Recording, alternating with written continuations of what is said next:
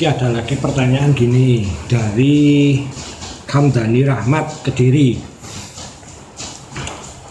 Kang, saya punya masalah sulit untuk mengendalikan pikiran, mudah suudon dan sering berpikir negatif. Saya pernah dinasihati guru saya, tapi suruh mengupas jalmo tan keno kiniro. Maksudnya apa, Kang? Mohon penjelasannya. Jalmo tan keno kiniro. Gini, ungkapan Jawa jalmo tan keno sakjane ngene iki akeh salah ya. Jalmo tan keno bukan sakjane yang tepat itu bukan jalmo tan keno kiniro, tapi jalmo tan keno ingino. Tan keno ingino. Jadi ngene, lek jalmo tan keno kiniro itu artinya bener sebenarnya. Jalmo itu manusia, ya. Tan keno itu tidak bisa kiniro dikira. Manusia tidak bisa ditebak. Tapi kan ya. Tapi ungkapan yang benar yang pernah saya pelajari itu jalmo tan keno ingino. Artinya apa? Jalmo manusia tan keno tidak bisa, ingino dihina. Dihina direndahkan.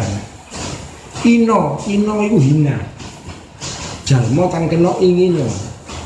Kita tidak bisa menganggap orang lain itu, kita tidak bisa merendahkan orang lain, menghina orang lain, merendahkan itu jalmo tan keno ingino. Tidak bisa seperti itu. Jalmo tan keno kiniro, kita tidak bisa menebak apa yang ada di dalam diri orang lain. Dalamnya laut bisa diukur, tapi dalamnya hati manusia satu yang tahu, kan itulah bahasa Jawa Indonesianya. Nah, sebenarnya ungkapan ini itu bagus. Jalmo tan keno ingino itu artinya gini. Dulu saya pernah menerangkan, ya, melihat manusia itu jangan secara casing tok, ojo fisik tok, ojo bleger tok dengan masa lalunya, jangan. Bikin ini kan kita tidak ngomong. Sering kali yang umum sekarang terjadi itu wong itu ndelok menungso itu secara fisik pertama, terus kemudian latar belakang yang sudah dialami orang itu, baru kita bisa menilai orang ini. Latar belakang suram, jahat, akhirnya kita menjustifikasi, kita mengecap orang itu, oh itu tak baik, oh itu jahat, oh itu wani. Tapi ini api, menganggap orang itu api,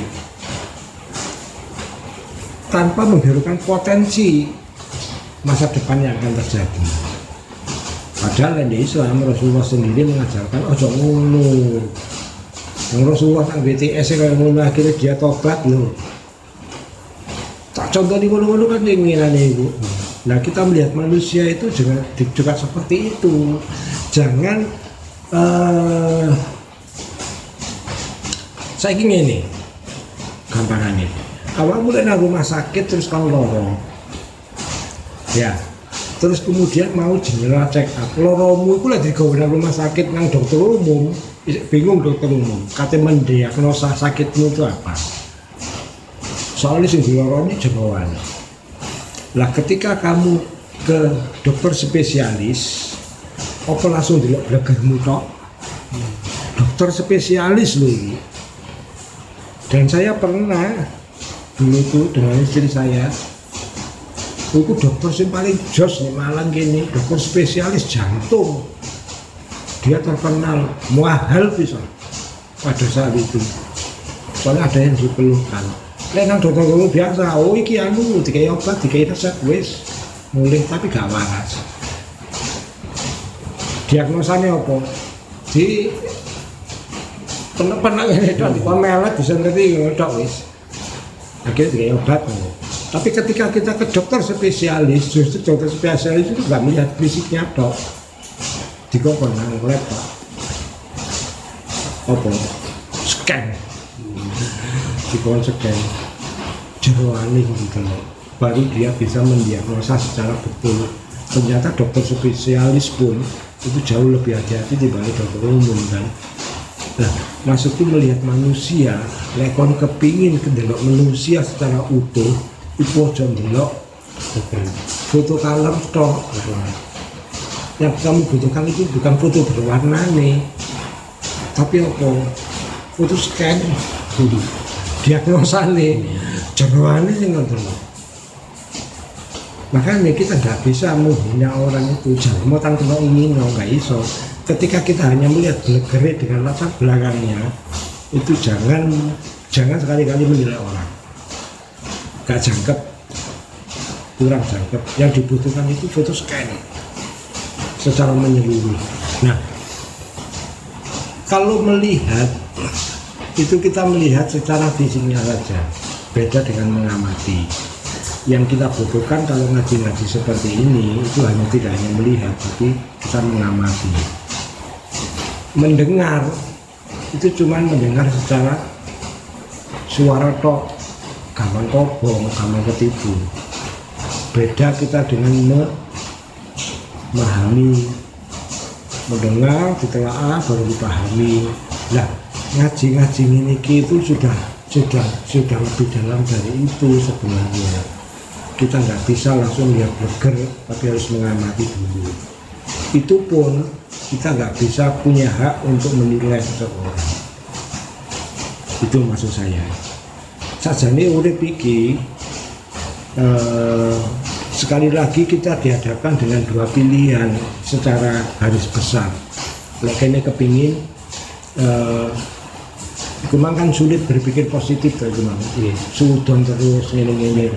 Itu adalah pilihan jenengan sendiri, si Pak Sopo Mangkam Dani Rahmat Kediri. Itu adalah pilihan. Ketika Anda hidup dan mengerti hidup Anda, menyadari mun saya sama manis cilik TK SD mungkin sih belum bisa mengenal, tapi lebih SMP SMA kita sudah mulai menyadari jati diri kita. Kita sudah mulai bisa memilih, membedakan mana yang benar dan salah. Pada saat itulah kita sudah bisa menentukan jalan hidup kita akan kemana. Itu sebenarnya kunci awal. Kalaupun itu belum terjadi, saiki kepingin merubah monggo mawon. Jadi pilihan nih, kon kepingin jadi lalem atau jadi tawon menurut wis. Ketika kamu memilih jadi tawon, uripmu, ya bertingkah lakunya kayak tawon. Tawon itu sing digoleki apa? Kembang. Dek iso boleh mah barang nang wangi-wangi, barang sing endah-endah gak gelem nang sing rusuh. Sing dijogo apa sarine kembang. Yang dikeluarkan madu. Digawe apa? Manfaatnya banyak sekali tawon itu. Dia tidak akan menyakiti, ya. Kalau tidak terpaksa, soalnya sekali dia menyengat, sengatnya tertinggal, dia nggak punya senjata. Jadi apa ya tawon? Nah di sini wangi. Jadi digolek ya posar ini kembang, jadi ditokno madu. Kalau dia tidak kepepet temenan dia nggak akan menyengat. Beto bi lalem, jelas lalem. Kon tahu tuman wong dodol es, ya es Tegal nggak salah di daerah Surat Gunung, itu dirubuh bentuk wawon. Ternyata apa? Gulone iku ana madine. Ya dijarno ae, sing tuku ku ora jiji, tambah seneng. Kadang-kadang rawone sampe mlebu top pun disisino ngono. Wis tuku tambah akeh tambah antri-antri. Gulone dirubung tawon. Jenenge es Degan madu tawon. Ono dirubung tawon gak ngentuk, kuwi nang top-top ngono. Tapi bayangno lek dirubung lalem. Ayo sapa yang gelem tuku? Karena nah, ketika kamu mendedikasikan hidupmu jadi lalat, sing kon golek barang busuk. Iya kan? Comberan.